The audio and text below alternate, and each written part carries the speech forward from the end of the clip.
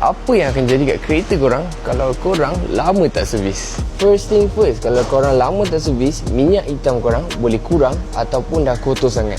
Dan kalau dua-dua tu boleh rosakkan enjin korang sampai overheat, and habis barang dalam tu boleh rosak juga. Second thing, bahaya sebab bila korang lama tak servis, tak tahu kereta yang korang bawa ni selamat ke tak. Macam brake pad ada ke tak, tayar haus ke tak, bateri ada ke tak. Tiba-tiba kalau korang dah sedap-sedap bawa nak balik kampung, mati tengah jalan, kan risau tu. Apa pun saya nak cakap, servis ni memang penting. So yang ada kereta tu, tolonglah pergi cek minyak hitam, pergi servis sekarang.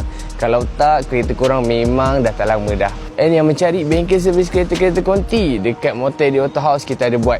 And actually kita ada promotion lagi untuk Motor Auto House. Siapa-siapa yang servis kali pertama kat kita akan dapat buku servis. And siapa-siapa ada buku ni akan dapat 10% off setiap kali servis. Memang jimat dah lah kereta-kereta konti. Nak servis kan mahal. Dengan Motor Edit korang boleh dapat 10% off. Ciao.